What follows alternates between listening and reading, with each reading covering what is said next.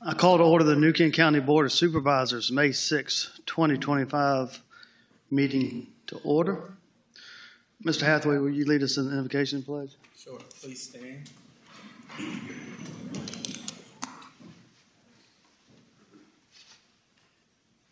Our Father, we thank you for this day. We thank you for this opportunity to represent and serve your residents of New Kent County. Lord, we ask for your continued blessings and your continued guidance so that we may act and serve towards your liking. Lord, we ask a special prayer for the residents of New Kent County, Lord, that they will continue to be under your covering and your blessings, Lord. In your name we pray. Amen. Amen. I pledge allegiance to the flag of the United States of America and to the republic for which it stands, one nation, under God, indivisible, with liberty and justice for all. Thank you, Mr. Hathaway. Ms. Stanger, will you call the roll, please? Mr. Evelyn? Here. Mr. Moyer? Here. Ms. Pearson? Here. Mr. Steers? Here. Ms. Stewart? Here. All right. Welcome, everyone, this evening. Welcome back, Mr. Hefty, as our interim county attorney. Thank you for agreeing to work with us until we can locate an attorney. So, welcome. All right, our first item this evening is the consent agenda. Anybody have any changes? Comments? concerns? Mr. Chairman, I move to approve the consent agenda as offered. Thank you, Mr. Moyer. Any other discussion? If none, Ms. Stanger, poll the members. Mr. Moyer, Aye. Ms. Pearson, Aye. Mr. Steers, Aye. Ms. Stewart, Aye. Mr. Evelyn. Aye. Next, we have some special presentations recognizing some Eagle Scouts this evening. I am going to do one proclamation, and Ms. Pearson is going to do a couple other. So I'm going to ask the family of Theodore Boland to come forward.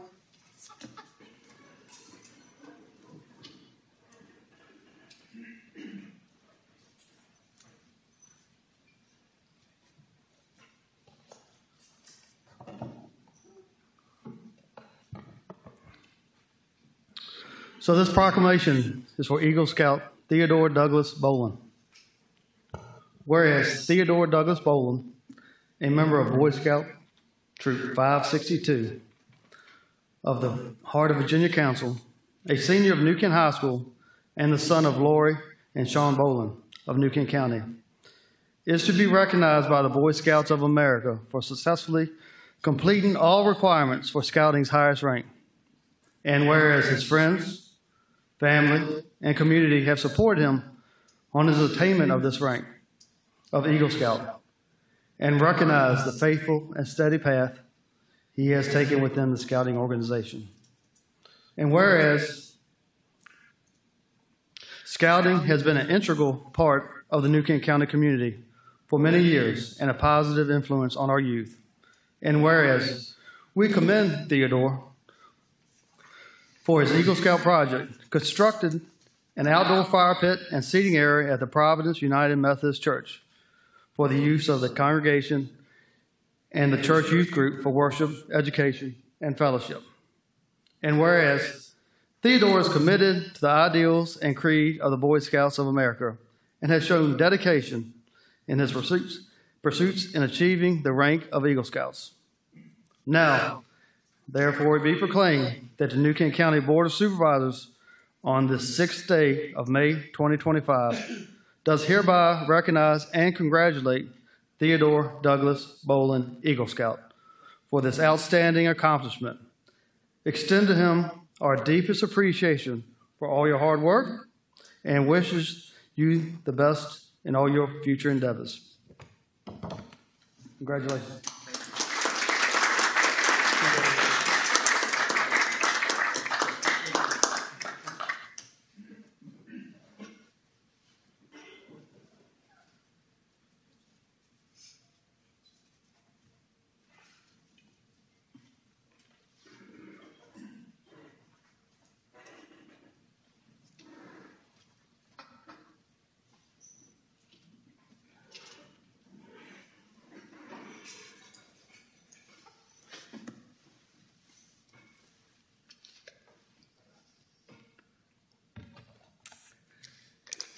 Can I ask the family of Matthew Trezza? And this is for Matthew Edward Trezza's Eagle Scout. Whereas Matthew Edward Trezza, a member of Boy Scout Troop number 562 of the Heart of Virginia Council, a senior of New Kent High School, and the son of Christine and Jason Trezza of New Kent County, is to be recognized by the Boy Scouts of America for successfully completing all requirements for Scouting's highest rank. And whereas his friends, family, and community have supported him on his attainment of the rank of Eagle Scout and recognized the faithful and steady path he has taken within the Scouting organization, and whereas Scouting has been an integral part of the New Kent County community for many years and a positive influence on our youth. And whereas we commend Matthew, who for his Eagle Scout project erected a flagpole, as well as performed landscape beautification at Providence United Methodist Church for the use of the congregation and church youth groups for worship, education, and fellowship.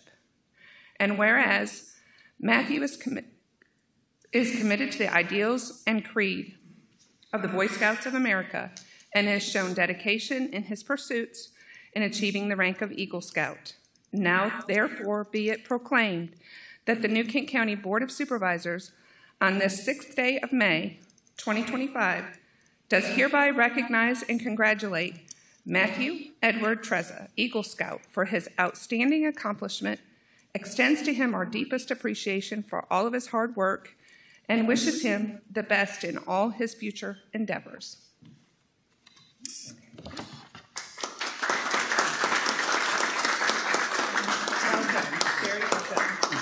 I also wanted to add that Matthew's brother, Camden Michael Trezza, was recognized at the December 11th, 2023 Board of Supervisor meeting for achieving Eagle Scout rank. And Matthew has recently enlisted with the U.S. Navy and will be attending nuclear school this summer.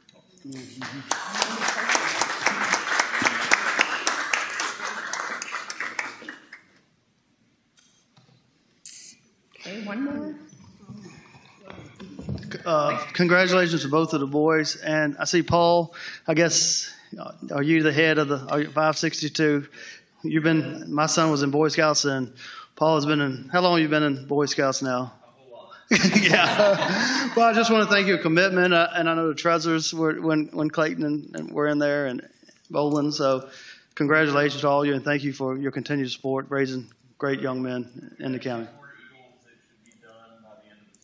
Good. Congratulations. Thank you. Thank you all so much. Thank you. Sorry.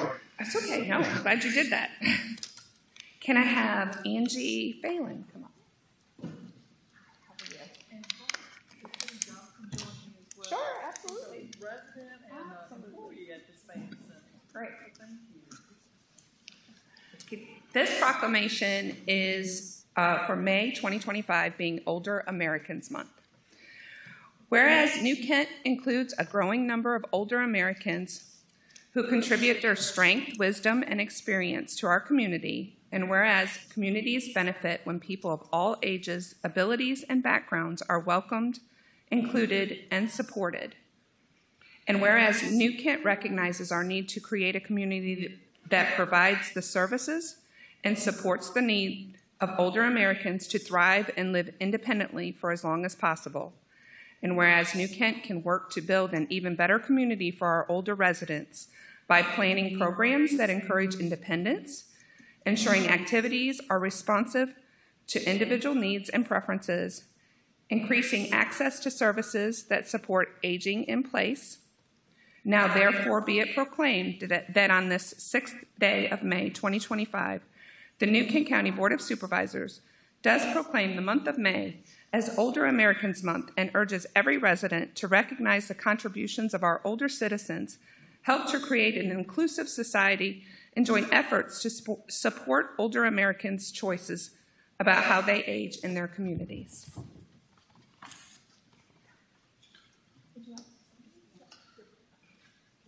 Sure.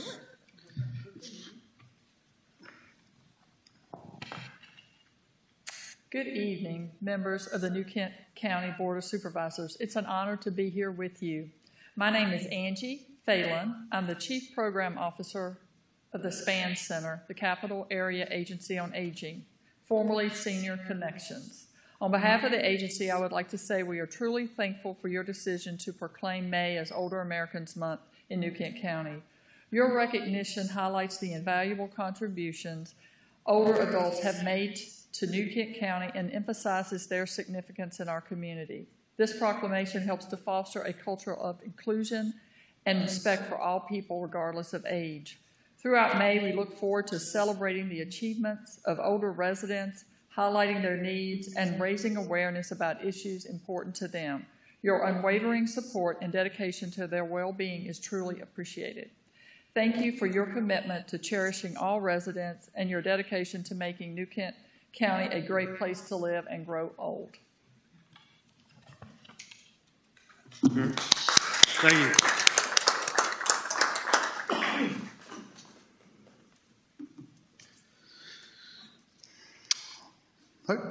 Next is citizens' comment period. No one signed up. Next is the residency administrator's report. Mr. Wynn. Mr. Chairman, members of the board, Mr. Hathaway, Marshall Wynn with VDOT. This past month, we had 98 work orders, completed 101, had 2 after-hour call-outs. Been doing pothole and asphalt repairs, grading non-hard surface roads, ditching and shoulder work throughout the county, pipe replacement and cleaning, tree debris cleanup and tree cleanup, trash pickup, sign repair and replacement. We just started, I sent out a notice to proceed for a specialty mow today. They should be starting sometime next week. Our primary mow will start Monday with state forces, and secondary mow will be starting soon with our contract forces doing that. Probably seen at the signal at Providence Forge, Route 60 and 155. The mast arms are up. The span wire is still up in front of the mast arms. But the information I got this afternoon, they're going to be removing the span wires and powering up the signal lights on the mast arms tomorrow, is what they said. So another thing that you've probably seen on Route 60, some rumble strips are being put on the edges. They haven't quite finished that yet. They've done most of the rumble strips, but they still have to put pavement marking down. Hopefully that'll be done by the end of this week and complete if we don't get any more rain. So other than that, I got one announcement I do want to make. Next month will be my last board meeting with these board members. I'm planning on retiring June 24th after 48 years of service. I can say I will miss it, but I won't miss it. Been around quite a few years. I started my career back in 1977. So I've been here a couple of days. So will give me more time to visit my kids. I've got one daughter that lives in Raleigh, and I have a son that lives in Atlanta. So I'll be traveling to visit them more often. So with that, if y'all have any questions, please let me know. Yeah. Mr. Moyer? Kind of hate to bring anything up now. That's okay. No, the one thing we've been some people have talked about is at Old Roxbury, where it goes to 60, where it connects with 60, that westbound turn, that right-hand turn, or even going straight, there the new wait sign for the bridge is huge, and it takes up seeing anybody coming westbound. Mm-hmm. If it's moved a little bit one way or the other, probably coming out of 640. If that's Old Roxbury, yes. Yeah. Okay. Looking to the east. Looking to the east. Okay. Yes, and so you see the back of the sign, right? Not the front, but I've reviewed that before. I didn't see any issues with it, but I'll review it again. I think it's a newer sign though. Okay. Because before it was the do not enter sign that some people had a problem with. Right. That one's fine. Okay. It's the wait sign. But everything else, and thanks for all you guys do. Okay, thank you. Ms. Pearson? Hi, Mr. Wynn. Thank you for your service. That's a huge achievement, and we appreciate it. Just a few things. I want to thank you all for helping me set up the community meeting for Clark Road on June 11th. That will be in this board meeting at 5:30 on June 11th for those that reside on Clark Road. Some of the residents want the road paved, and some of them don't want the road paved. So we're going to talk about that for probably an hour and a half. Just a couple of other things. I know I contact you all weekly about Route 618.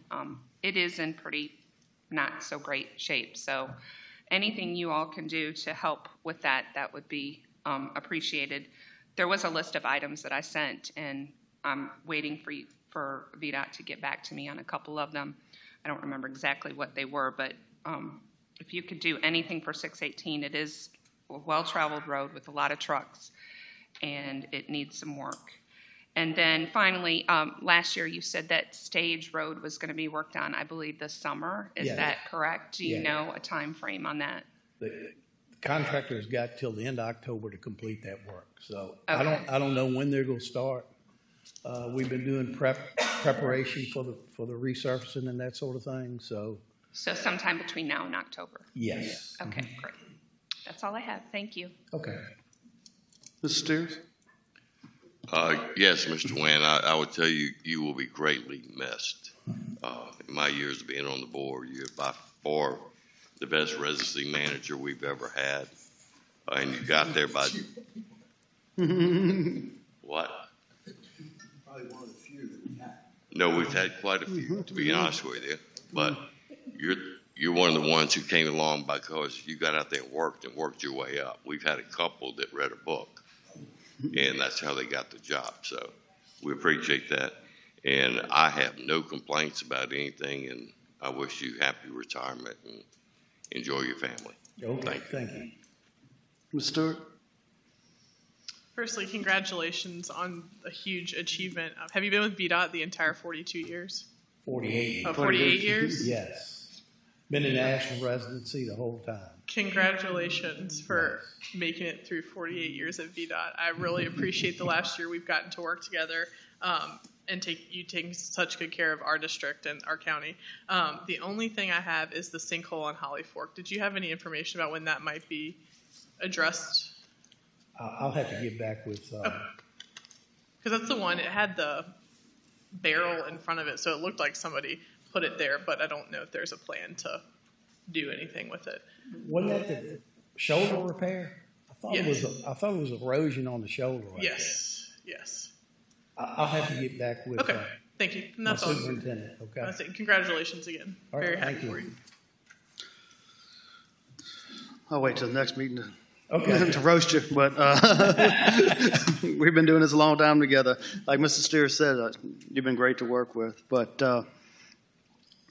couple Steel Trap Road, I know you guys have been out there a little bit putting some gravel down there, but right at the end of it, I was down there the other day, and when those boats and everything are coming out there, it's a terrible hole down there. I think they put some gravel down towards the end of it. It probably needs a little bit more.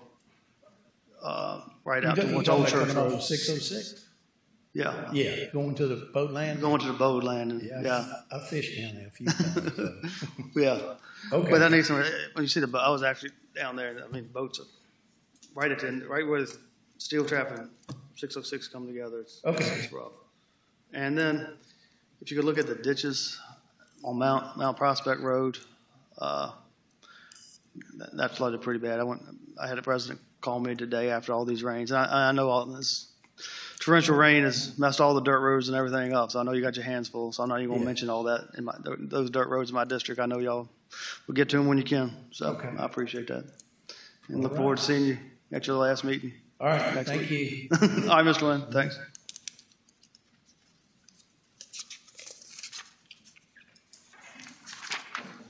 We have one presentation this evening.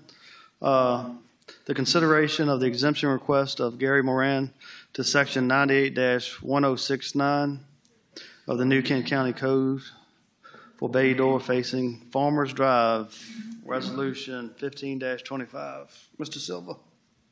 Thank you very much, Mr. Chair, and good evening, members of the board.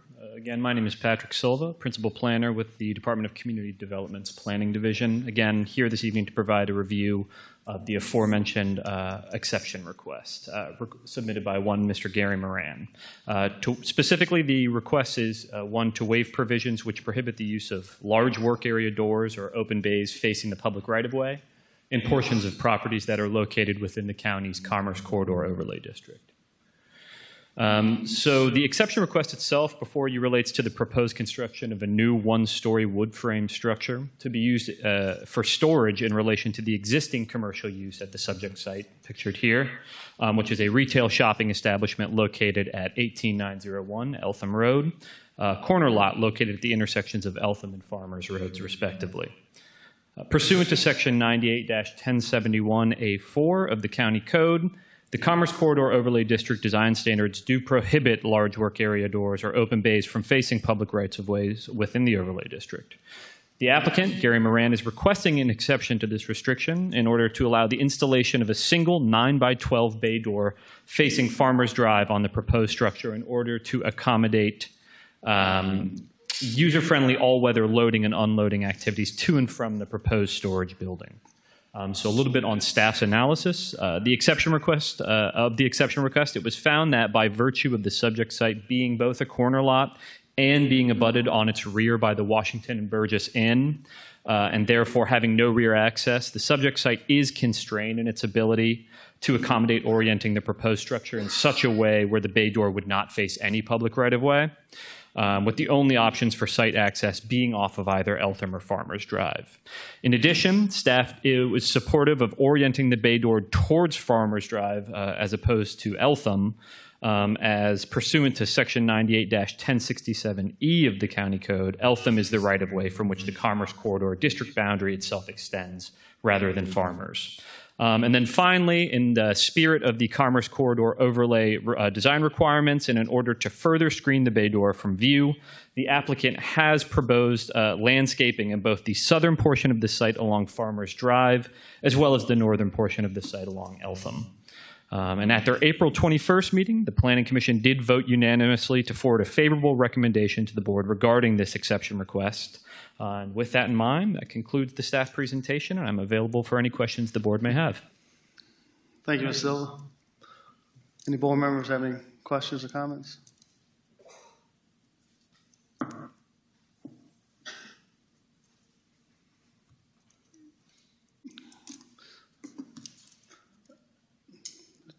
Ms. Stewart, is that your district? Do you have any concerns, comments? No, but I'll make a motion when you're ready. Okay.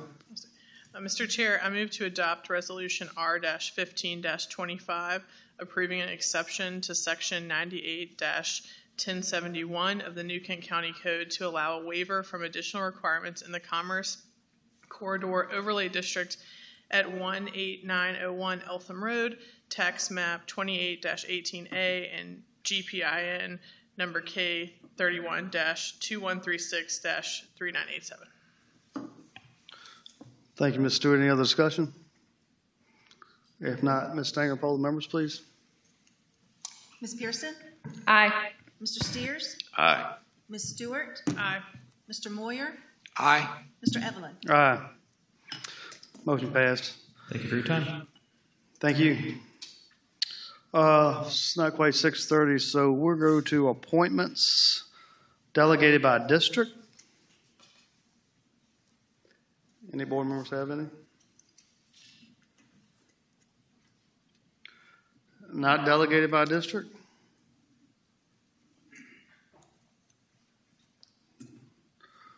All right. Staff reports, Mr. Hathaway? I have none, other than this weekend was the first weekend of our last weekend was the first weekend of our farmers market.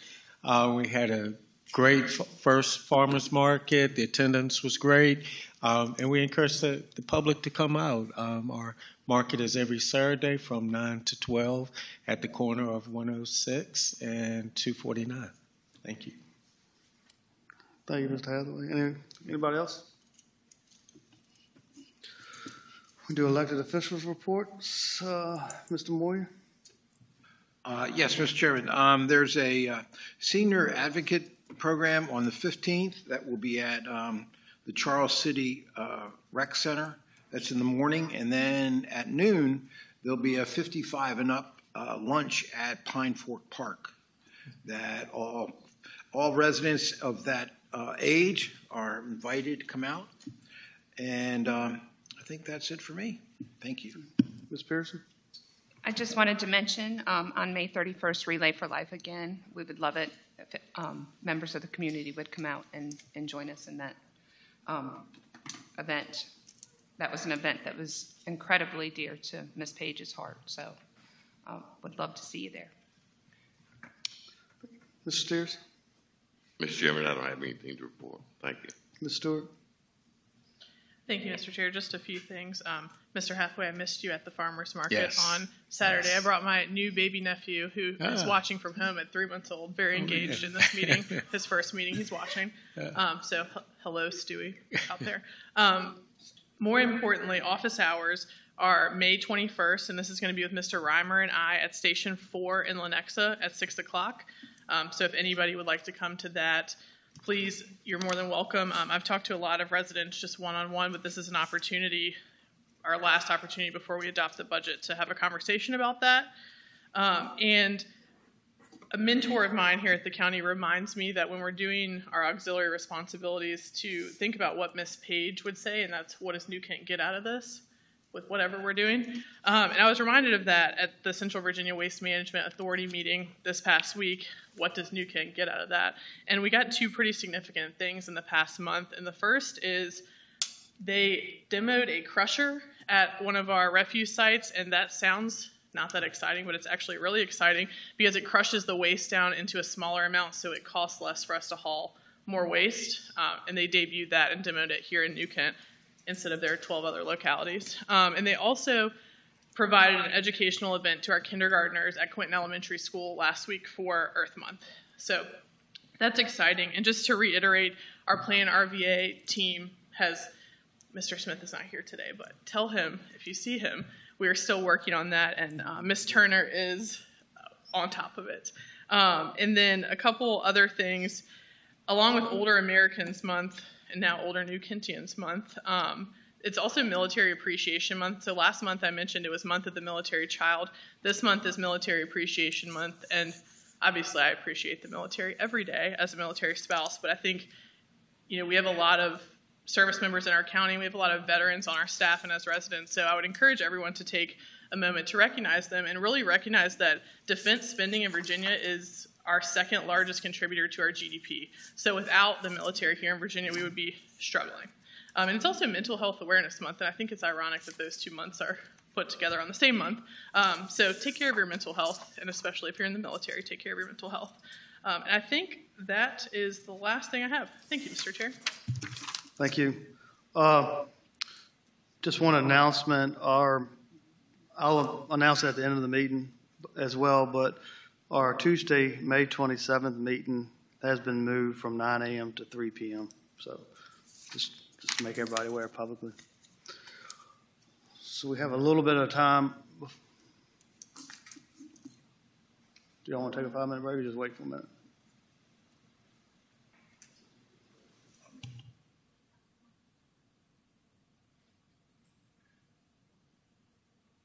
Okay, let's go ahead and vote on that time change now instead of waiting until the end of the meeting. So, can I make a motion to change? I'll make the motion, Mr. Chair, to move, well, not move, but to change the time for the Tuesday, May 27th, 2025 work session from 9 a.m. to 3 p.m. Thank you, Ms. Pearson. Ms. Stanger, poll the members, please. Mr. Steers? Aye. Ms. Stewart? Aye. Mr. Moyer? Aye. Ms. Pearson? Aye. Mr. Evelyn? Aye. Thank you. 6:30, we timed that perfectly. All right, our first public hearing this evening is the funding for the Parham Landing wastewater treatment plant sludge dewatering and handling project and approval of the agreement with WGK Construction in the amount of $11,795,000. Mr. Lane. Good evening, Mr. Chairman, ladies and gentlemen of the board. Our request tonight is for contract approval and some additional funds for the solids handling project at the Parham Landing wastewater treatment facility. The bids came in above the engineer's estimate. We had additional funds requested in FY26. However, they will not be enough. So we are recommending pulling the FY26 request, CIP request, and appropriating funds this evening so we can get the project underway. The project will result in operational savings at the plant in excess of $500,000 annually. Our budgeted sludge disposal number for next year is $750,000. That number only increases as flow to the plant increases.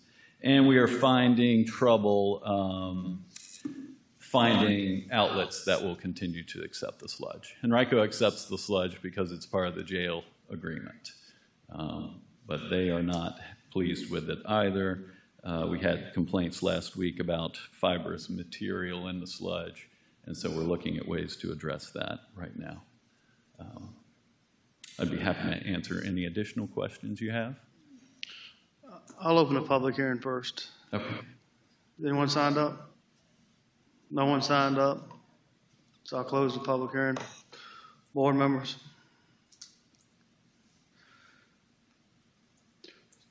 So this is, I mean, we've been working on this for a while. Yes, We started looking into this in 2013. That's where our budget estimate originated.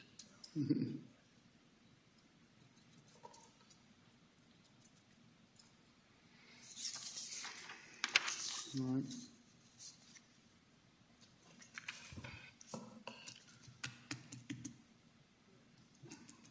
Nobody has any comments or questions or concerns? Entertain a motion? I don't think we have much choice. Mr. Chair, I'll make a motion to adopt Resolution R-13-25 appropriating $2.5 million from the Public Utility Fund to the Solid Stabilization Project. I further move to authorize the county administrator to execute the proposed agreement with WGK Construction in a form approved by the county attorney for the Parham Landing Wastewater Treatment Plant Sludge Dewatering and Disposal Project. Thank you, Ms. Pearson. Any discussion? Ms. Stanger, poll the members, please. Ms. Stewart? Aye. Mr. Moyer? Aye. Ms. Pearson? Aye. Mr. Steers? Aye. Mr. Evelyn? All right. Next, Mr. you. Hathaway, the proposed FY26 New Kent County General Government Budget.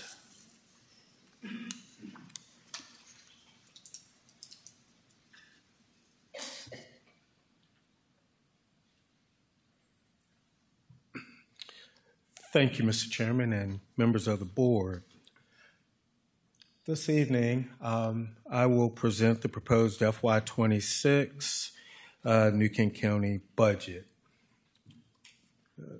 The budget totals $137,625,196.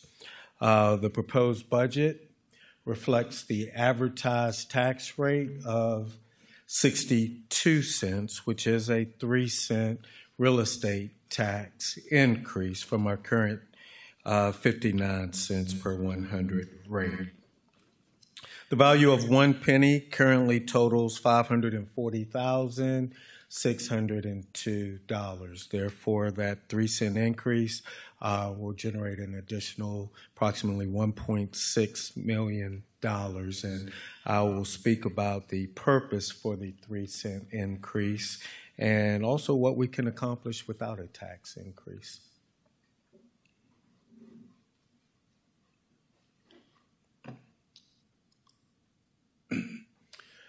The next slide is just a breakdown of our revenues, totaling $625,196.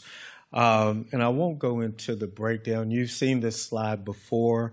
I will state, though, for the general fund, which is our main source of revenue, you will see a $5.5 million decrease, $5.6 million decrease shown.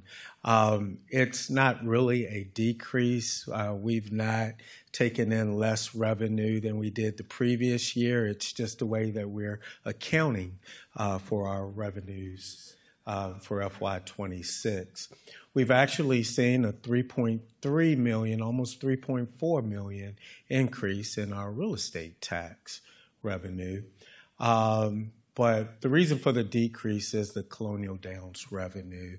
We have created a separate fund and have taken that out of the general fund line item, all for the purpose of tracking that revenue and expenditures better. You're all familiar with the spreadsheets that we've provided in the past showing how the revenue has been expended. Now we'll be able to go into our accounting system and easily produce reports for that. I would also like to note, too, that you'll see a reduction in personal property tax of $189,336. This is from last year. This is based on historical data of receipts and where we are this current fiscal year. I felt that the previous year we were a little too aggressive in our real estate rate, personal property rate projections, so we've backed that down by $189,000.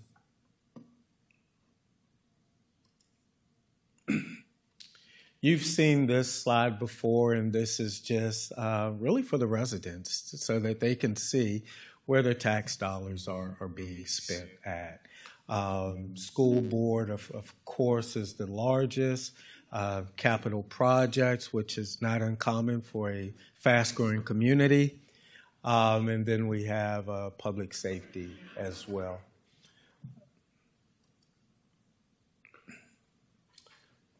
The biggest part of the budget is proposed personnel actions. That represents $2.5 million of new funding for next fiscal year.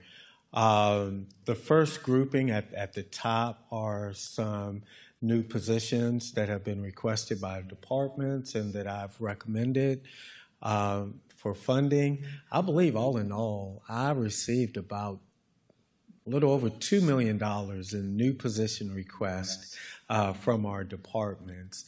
I am recommending $313,000 of new position requests to include a circuit court clerk, also a Commonwealth attorney, part-time assistant, a permit technician in the building department, a grounds and maintenance technician in our general services department.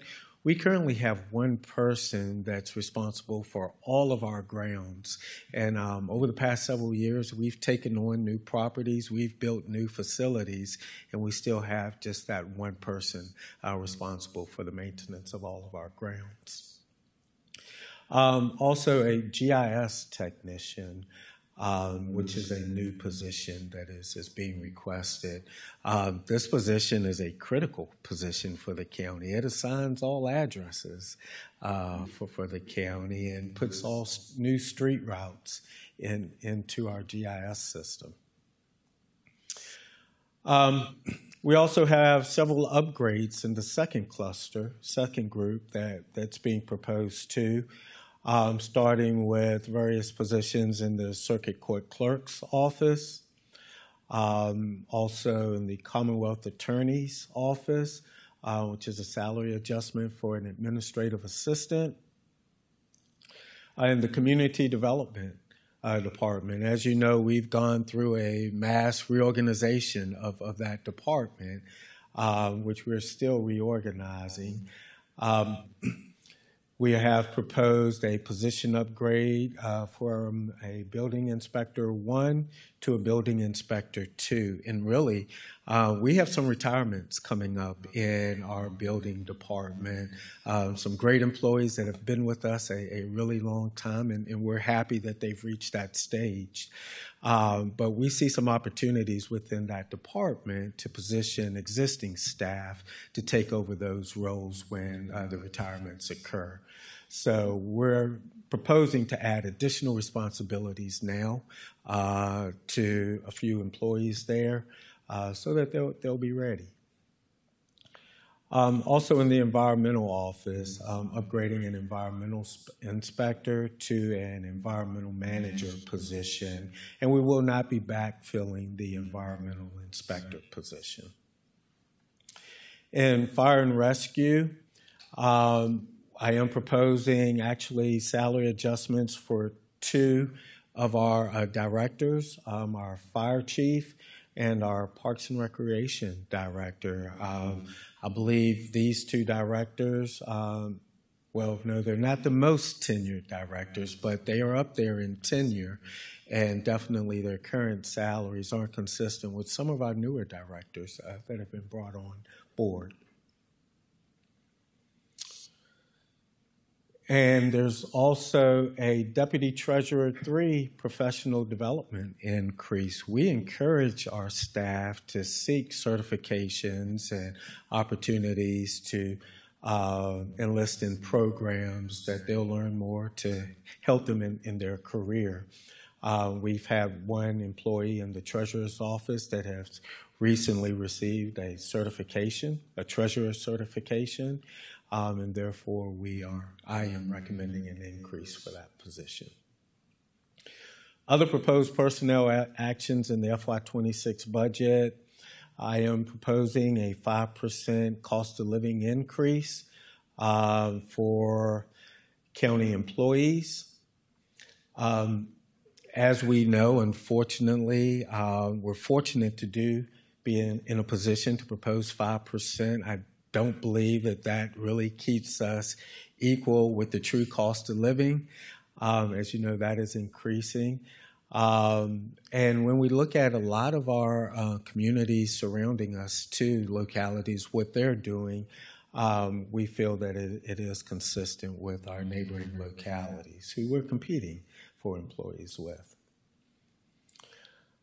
I am also proposing a public safety pay plan for our Sheriff's Department and our fire and rescue staff.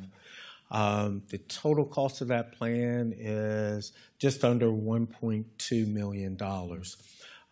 And this is the reason for 1 cent of the 3 cent increase that I've proposed. And, actually, we can fund all of these items minus the public safety pay plan with no tax increase. And the public safety pay plan, we were able to cover a good portion of that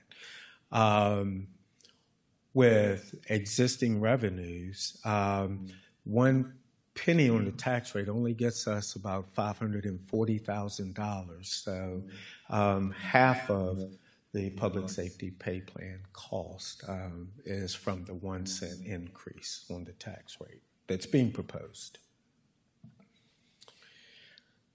And you've seen the information that I've shared in the past, starting salaries for nearby localities, most of our neighbors, we are behind, and we're seeing that in our recruiting efforts. It's getting tougher and tougher to recruit.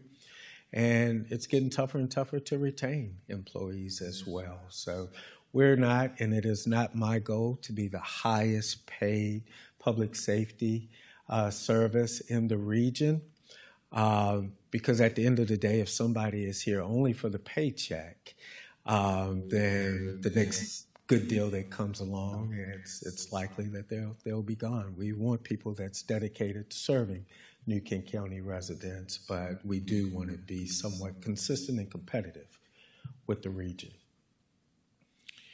The state has approved a 3% increase for state employees, our comp board funded positions, which includes our constitutional officers and some of their employees, are entitled to the 3% increase. We're proposing that the constitutional officers, with the 5 constitutional officers that we have, will get the 3% increase from the state, which essentially is just a pass through because we'll get those dollars from the state. State has also approved a 1.5% bonus for constitutional officers and staff. And we're proposing to pass that through to those employees that are entitled to that.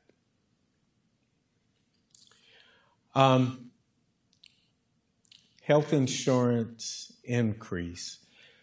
We did receive a 7.3% increase.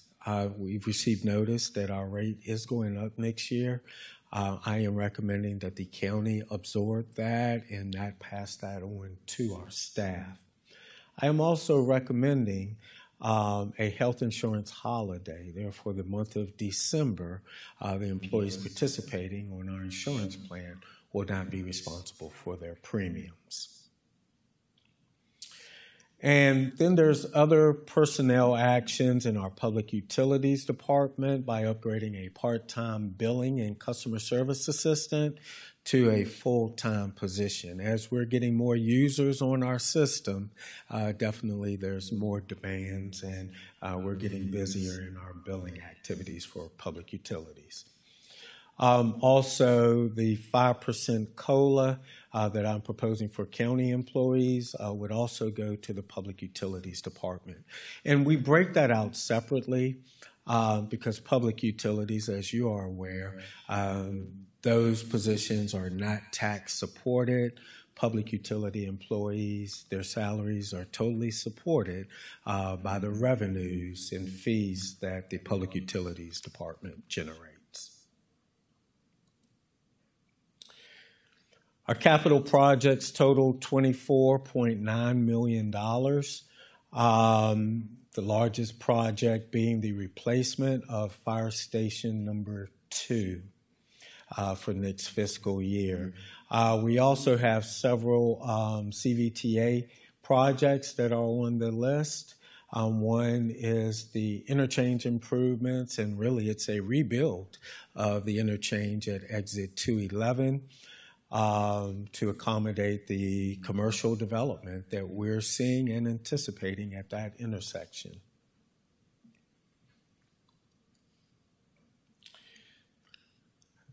As you can see from this slide, that $24.9 million, 5.9, about $6 million comes from Colonial Downs revenues. Our CIP cash reserves will cover 10.7 of that. CVTA funding, $5.3 million have been dedicated to the capital projects proposed. And state and federal grants, almost $3 million in state and federal grants. We always look and seek state and federal funding when it's available.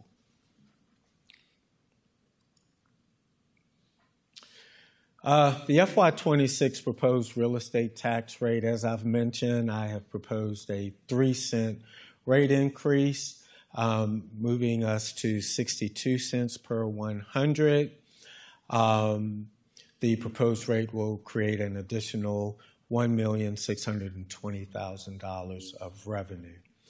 I've mentioned that 1 penny would go towards the public safety pay plan to fully fund that pay plan, and I'm proposing 2 pennies to go towards the construction of a new courthouse, as well as the construction of a new elementary school to replace the current New Kent Elementary School. I'd also like to add the courthouse construction. Not only would we construct a new courthouse, but we would renovate the existing courthouse to add administration office space for the county. We are totally out of space in this building here. Every closet is now an office. Every storage room has been repurposed as well. Therefore, the courthouse project will really kill 2 birds with 1 stone. I've seen a lot of social media posts and a lot of discussions about the need for a new courthouse. And I would just like to state on that, you know, the courthouse, and it's by design, that the public that visits our courthouse, you know, they only have access to the courtrooms and the atrium and a portion of the circuit court clerk's office for the record room. And it may appear from the public view that there's not a space need, but it's really the back office space, the spaces that's not accessible to the public, the spaces that the public can't see, that is driving the need for a new courthouse. There's no more office space in that building. And really, no more closet space because we're using that as offices now, too. We have copier machines. We have fax machines sitting in the center of hallways, files sitting in the center of hallways because we are totally out of space in that facility. I believe there was a court proceeding just last month where about every jail cell was full. And it is definitely not adequate to accommodate the growth that we are seeing today. Therefore, I believe it's past time for a new courthouse facility. And the Judge Bondurant and the clerk, Amy Crump, has also offered to take you on a tour of the back office space of the courthouse if you'd like to see that. I know me and Mr. Evelyn have been on the tour, but if you'd like to go on the tour, we can make that available to you.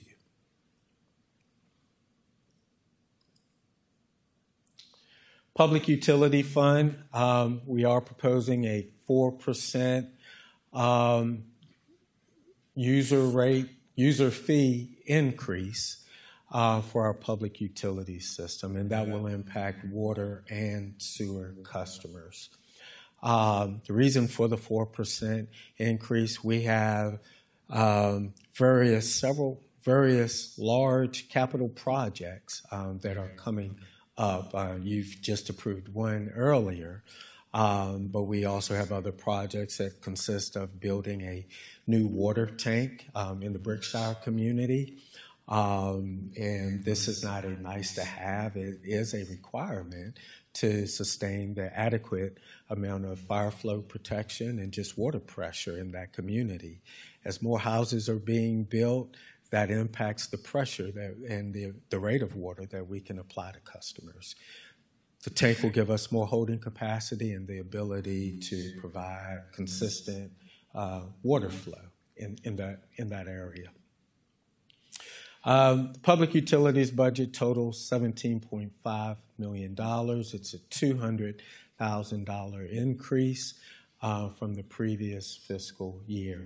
The capital projects, what I just mentioned, capital projects total $9,043,600.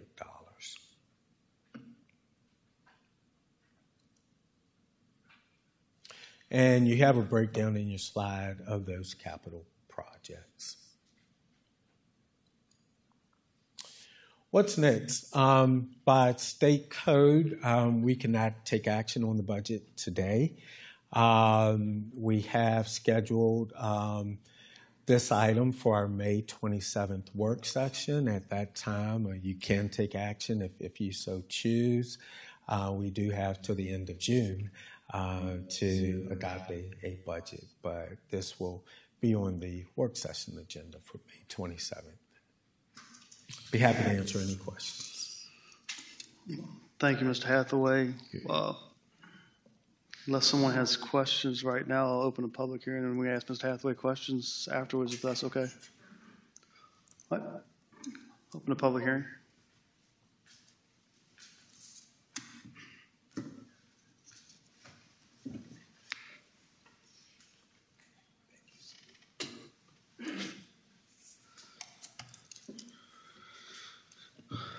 All right, we have 3 people signed up this evening, and I'm pretty sure all these gentlemen understand.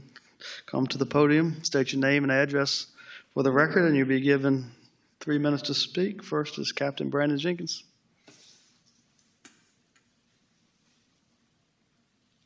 All right. Captain Brandon Jenkins with the New Kent Sheriff's Office, address 11995 Courthouse Circle. Good evening, Honorable Chairman, members of the board, Mr. Hathaway. The current courthouse was built in 1985 and has suited our needs pretty well over the past 40 years. In 2008, the New Kent Sheriff's Office moved the majority of its staff and operations to the F.W. Howard Law Enforcement Building, the New Kent Sheriff's Office. It's hard to believe that the entire New Kent Sheriff's Office, including dispatch, fit within the area that the Courts and Civil Process section is outgrowing today. As New Kent County continues to grow, so do the needs of the county, and therefore directly impacting the Courts and Civil Process workload along with staffing requirements. In 2008, the court section consisted of 4 full-time deputies and 6 part-time deputies. Today, the court section consists of 10 full-time deputies and 1 part-time deputy. With the county's growth, this section will require more space and personnel to meet the needs of the citizens of New Kent County. In 2009, the upstairs renovations of the courthouse were completed, which consisted of the addition of the Commonwealth's Attorney's Section, Victim Assistance, and the New Kent Juvenile and Domestic Relations Court and Clerk's offices. During these renovations, the holding cell area and what is the current New Kent Sheriff's Office Courts and Civil Process Section and offices were updated. The court holding cells were increased from 2 to 4 cells during this phase. This was much needed at that time, but we are in need of more holding cells. On some court days, we have had to house up to 18 inmates in those 4 cells, and that's just for one court. Using the 4 cells that we have to allocate 1 cell for females and sometimes 1 cell for mentally unstable inmates, leaving all other inmates split between the last 2 cells. This is not safe. This does not include if we have a juvenile or inmates, or we have to keep inmates separate from each other. State code mandates that juveniles be kept out of sight and out of the earshot of adults. This poses a problem every time we have adults and juveniles being housed at the same time on the same court day. It is truly a juggling act. There's also a need for separate male and female juvenile holding cells with their own bathrooms to minimize movement and contact with others. We only have 2 interview rooms where attorneys can meet with their clients. If we had more interview rooms, we could accommodate more attorneys meeting with their clients and therefore not delaying courts, and that sometimes occurs. We have 1 new committal cell, and this is a cell that's used when someone is arrested and brought to go before the magistrate and processed on an arrest. When multiple people are arrested at the same time, this poses a problem, especially if it's a court day and the holding cells are already occupied and not an option. The design of the Juvenile and Domestic Relations Court area poses a safety concern on every court day. When juvenile cases are being heard, the only parties allowed in court are those involved in that case. Therefore, all other people waiting for court wait in that hallway. There can be several people in this hallway depending on the docket for the day. Sometimes victims and offenders can be waiting in the same hallway. The Commonwealth's Attorney's offices and Victim Witness Office is also located in this hallway. This is an additional safety concern. Thank you for your time and consideration in this matter. Thank you, Mr. Jenkins. Thank you. Right on time. That does not surprise me about you.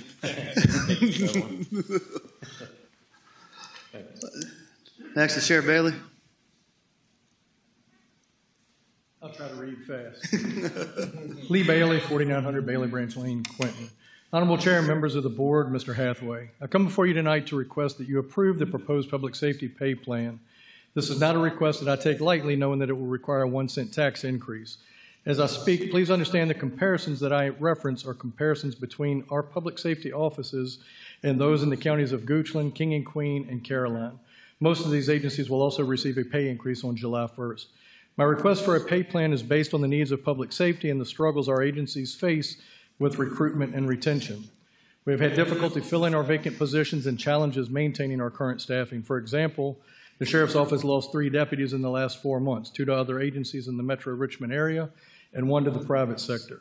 It is important to understand that lateral transfers of certified deputies and officers between agencies is a newer standard within law enforcement. However, our agency has not been very attractive to lateral transfers because we've not been able to compensate them for their prior years of service. Instead of being able to hire certified deputies, we must train new deputies, which requires 26 weeks in the police academy. Once the deputies complete the academy, they begin their field training period, which takes 4 to 5 months for most new hires. The timeline from hire to ability to answer calls independently takes almost a year. This must be compared to an average training time of 2 to 3 months for a certified deputy to function independently. We can't also ignore the expense of training a new deputy, which is more than $100,000 versus the cost to train a certified deputy who makes a lateral transfer. That average expense would be roughly $15,000. In addition, the pay plan would provide incentives when recruiting certified deputies from other agencies. The plan would also ensure deputies who transfer have salaries that are not greater than our current deputies with similar years of service. We want to support our current staff members with fair pay. As I previously stated, I've researched and compared our agency with like agencies in the region as it relates to existing deputy salaries. When you compare the salary of our 10-year sergeant with those in the region with the same rank and years of service, a New Kent sergeant's salary is $9,000 less annually. As the years of service increase and the rank increases, the pay disparity only increases. While I've listed a few of the challenges that currently exist, I do believe that if the pay plan is approved, it will move our pay closer to other agencies in our region and greatly improve our recruitment and retention. We need these tools in order to provide excellent service to a growing community. I am also very much in support of the courthouse construction as well, due to the issues that Captain Jenkins brought before you, as well as some of the other existing conditions that the clerks of the court, as well as the Commonwealth's attorney, are facing. Thank you all very much. Thank you, Sheriff. Last is our Commonwealth attorney, Mr. Rennick. I'm Scott Rennick. I'm the Commonwealth's attorney. My address is 5475 Gentry Lane. I'm here in New Kent County. I'm here to talk about the new courthouse too. And a little bit more informally, maybe, I don't have a written presentation to you, but I would tell you that as Commonwealth's attorney, if someone would come to court and actually come on a court day and take a stroll around the courthouse, I think they would have a little different view if they don't think we need a courthouse. As you may know, when we originally built the downstairs to the courthouse, the second floor wasn't done. That wasn't done until, like they said, about 15 years ago, 16 years ago. The way the second floor is set up is juvenile court on one end, and then the Commonwealth Attorney's Office and victim witness on the other side. That sounds like we would have enough room. What it is a fairly small little lane there that they have between between the courtroom and the Commonwealth Attorney's offices, and also the victim witness's office and the assistant's office.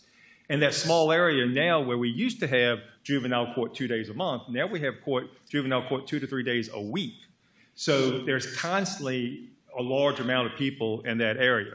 The problem is there's no way to keep even, number one, security for the Commonwealth attorneys or their assistants, because we don't have, as most courthouses have, a security interest you go into to get to the Commonwealth attorney. We're just there in the hall. But that's one issue. The second issue is the ability for people to be able to hear what's going on in the Commonwealth attorney's office. We got these noise machines. Unfortunately, I'm a kind of loud individual, so the noise machine is kind of a joke.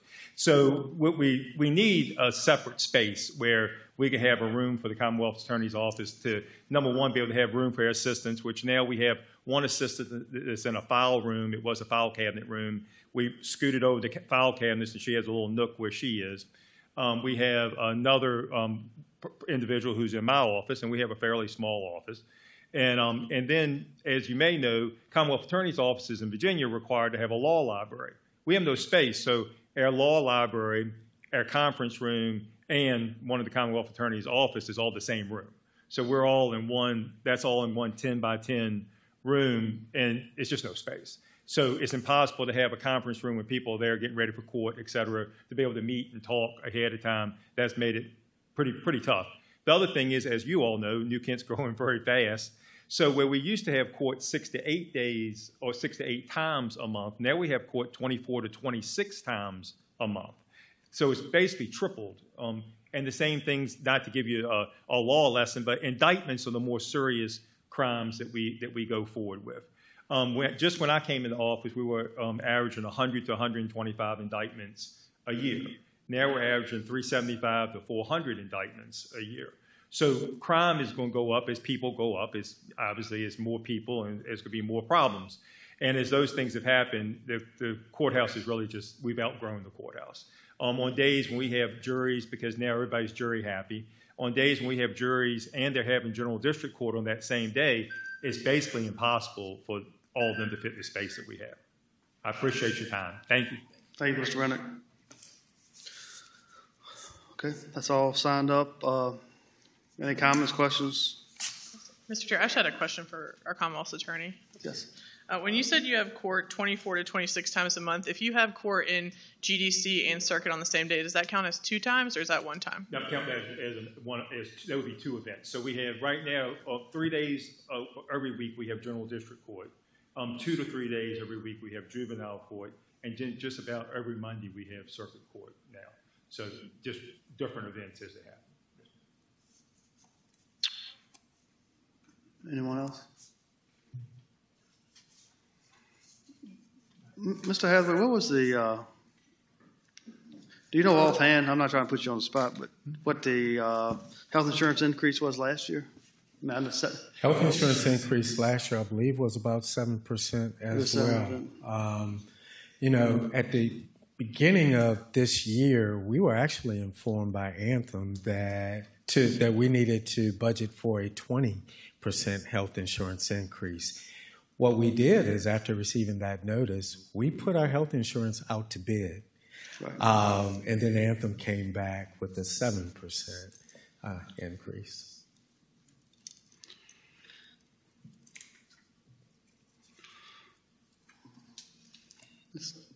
Actually, I just had a question for you, Mr. Chair. Is this when you want us to ask all of our questions over this whole proposal, or what? Do you want to do that?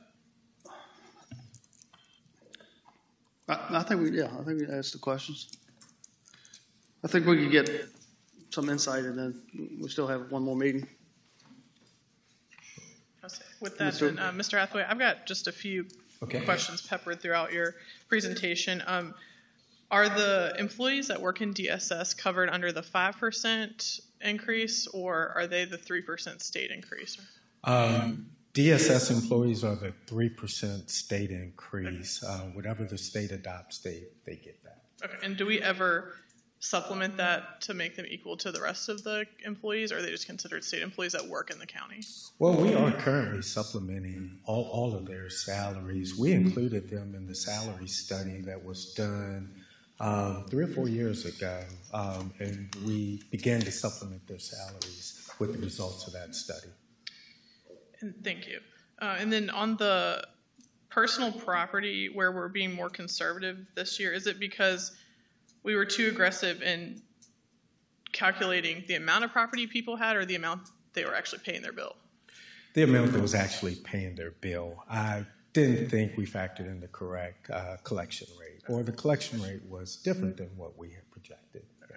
Is that common that or is the trend consistent? The trend is definitely changing. That collection rate it appears to be increasing. Well, I'm sorry, the collection rate appears to be decreasing. And that was the main driver for us backing that number down. And then a couple of questions around the courthouse proposal, because I've been there on court days, so I've seen the outward-facing operations. In the budget, there's a position proposed to add an additional circuit court clerk or deputy clerk. Where would they sit if they're out of space? Well, I believe that deputy clerk position is an upgrade from a part-time, or is that a totally new? It's an upgrade from a part-time position to a full-time position. So there is a current desk that the part-time is utilizing. I don't believe we have any totally new deputy clerk positions included, or do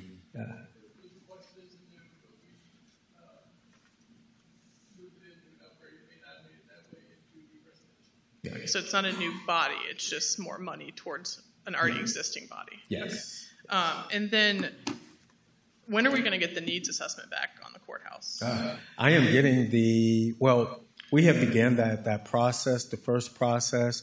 All of the different departments within the courthouse received a questionnaire or survey. I am receiving those now back from the various departments. They'll be reviewed by a consultant. There'll be individual meetings conducted with each department, and then a draft will be developed for all the departments to review. So we're still in the beginning of the process. We anticipate having a good draft ready to present and make public. It will probably be late summer. And then second to last question, what offices that operate within the courthouse structure are not required to be in the courthouse? Well, we've recently put the magistrate in the courthouse. We renovated a very small area that was used by the sheriff's office. Technically, they are not required to be in the courthouse. They previously was in the Henrico jail, but since we moved out of Henrico jail, we moved the magistrate as well. So definitely, that is one office that I am aware of. I'm not aware of any other offices that really live outside of the courthouse. Sheriff, I would like to add, though, if we do move forward with the construction of a new courthouse facility, I would really like to look at adding court services to the courthouse. Currently, they're in the Health and Human Services building, and that just frees up more space for the occupants of that building. But And last question on this. Oh. I think Mr. Sheriff has something to add to it. The only thing I would say is I think the ones that are currently there are very crucial to the day-to-day operations of the court. I think it would just create barriers or issues if we removed anybody that is currently there. I think maybe the needs assessment too would address that if there's any. Yes, And then, okay, last question now. Have we looked at extending the day at the courthouse? Like, because I think it's, and I mean, it's an unpopular question, I know that, but it's a question that I think when we're talking about taxpayer dollars, it's important to think about. So maybe the person that lives in the courthouse, I don't know who wants to answer that.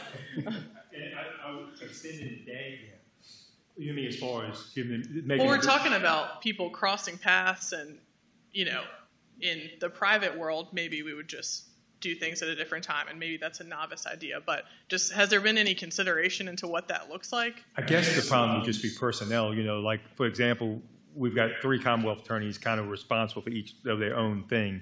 So if they extended the day, I'm not sure. You mean trying to separate out who was there at different times? I think it'd be pretty difficult. The other problem with that would be you have to have additional staff, for General District Court, additional staff for each one of the courts, additional, obviously overtime for the sheriff's station. So I guess the real problem would be the expense associated with the overtime from their standpoint. And then from their standpoint, we just have really limited resources. We have just a few people in our office as it is.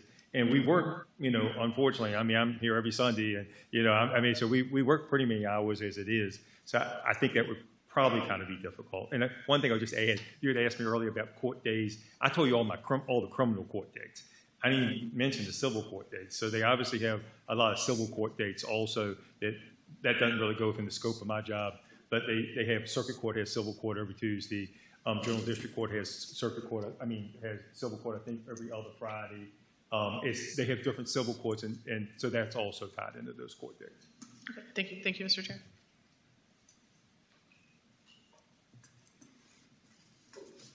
Anybody else? Mr. Chair, mine is just a comment on our estimates of what our real estate tax will be for the fiscal year 26. Do you feel comfortable with what we're showing as a $3.3 million growth, considering I know of probably 400 or 500 homes coming out of the ground in the next year or so? We do, because we've built a growth factor in there. We've tried to capture new growth too, and we've looked at, and we've sat down with our building department, community development department. We've looked at fees and permits and growth as well. I think we've captured that to the best. Okay. Okay, good. Mr. Chair, the only other thing I want to mention is towards not the education of the populace, but to inform the populace about the Central Virginia Transportation Authority, what that is, that CVTA. That is half of a pot that is generated by gasoline tax and also then sales tax. And whatever that number is we get half of that. So that's the $5 million. And the beauty of that is please buy your gas and any goods in New Kent, so we get that taxes. And as people drive through, we want them to stop for gas too. It helps that. Because that should be growing very much in the next few years. Yes. Thank you. But that CBTA tax can only be used for road projects, right? Transportation. Okay. Yes. Can't be used in our budget. Oh, only transportation projects. Right. Yeah. Thank you. Well, I just like to thank you, Mr. Hathaway, for presenting the budget this evening. It still kind of amazes me that, I've not had a first email on the budget. Anybody? Questions or concerns? I have had some calls, mostly from county employees and one former supervisor. I know we're all up here are very conscious, and we do not want to raise taxes. And I don't feel like I could be wrong. I'm not trying to speak for the board, but I don't feel like the board is going to support a 3-cent tax increase. But I do think there's somewhere maybe in the middle. But I would ask the board members to, to get with staff, get with each other and look at this. I think this is the personnel actions. That's a lot. I know I have a couple concerns on that I'd like to address with staff. But anyway, I just ask, just be prepared at our next work session to get this thing done. All right. Thank you, Mr. Hathaway. Thank you. Thank you, staff.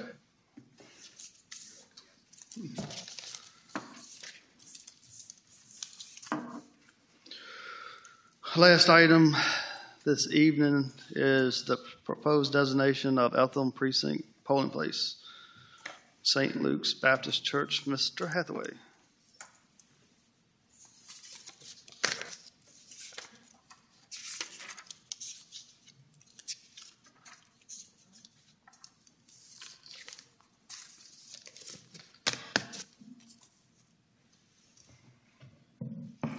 Thank you, Mr. Chairman and members of the board. As you are aware, we currently do not have a polling place for the Eltham precinct. We originally, when we last went through the redistricting process, we adopted a resolution, an ordinance actually, designating Whitmore Chevrolet as our polling place. We have since been informed by Whitmore that facility is no longer available to us. Actually, we were informed last election, and we moved the polling precinct to a rental space at the Ware Creek Commerce Park. We've recently been informed that space at the Ware Creek Commerce Park is now leased, so we can no longer use that facility. So we are very thankful to St. Luke Baptist Church, located in the Plum Point community, that have expressed a willingness to let us use their facilities as a polling location. St. Luke Baptist Church is located at 7901 Plum Point Road.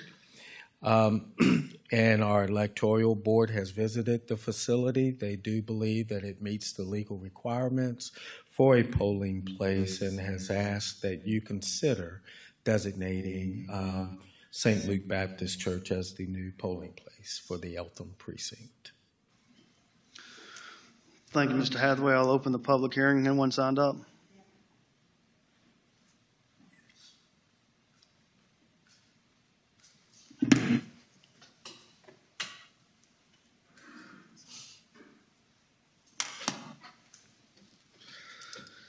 Again, when I call your name, please come up to the podium, state your address, name and address for the record, and you'll be given 3 minutes. Mr. Larry Reynolds.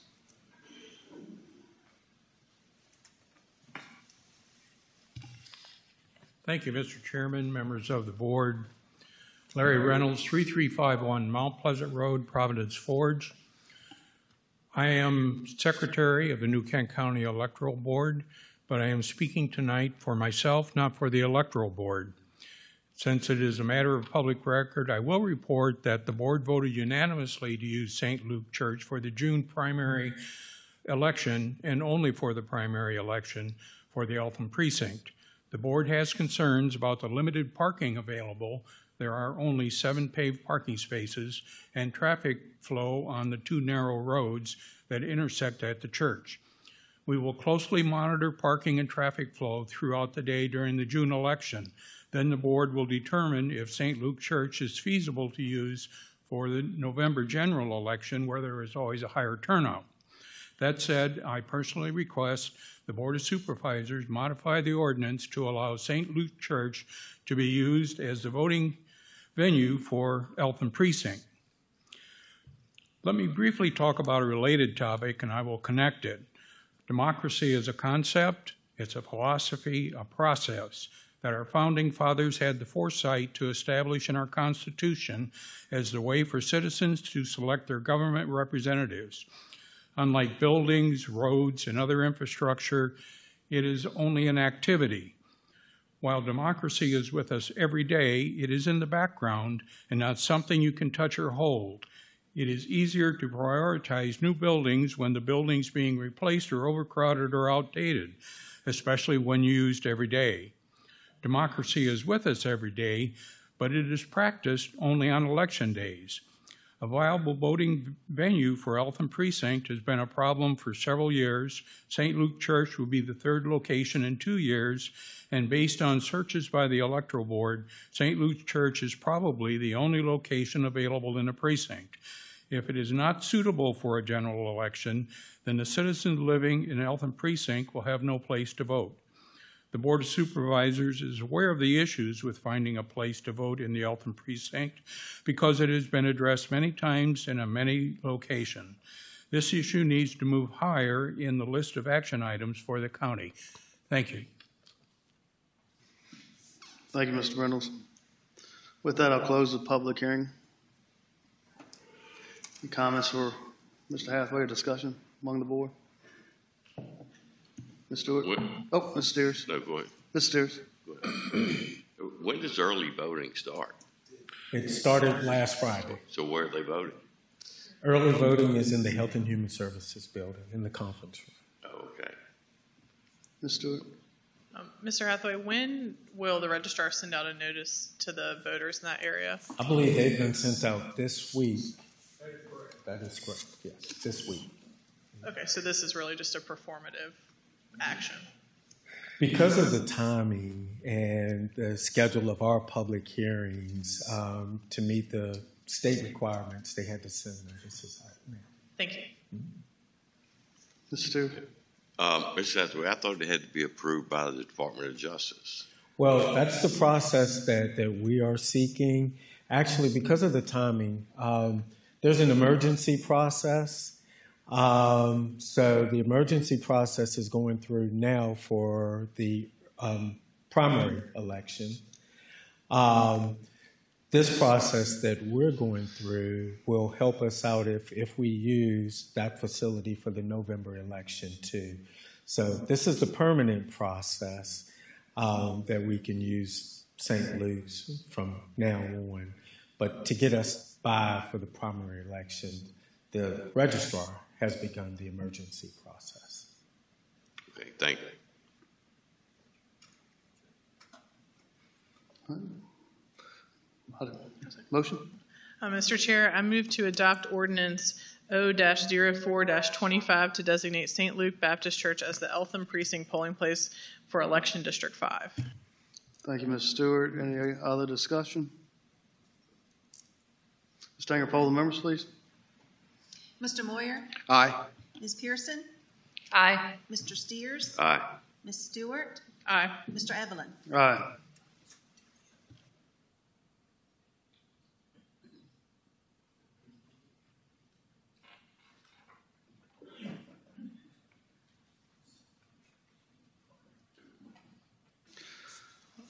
I am, because there was 2 separate public hearings. I know Mr. Hathaway gave them together, but it's probably my fault. So can I open the public utilities public hearing?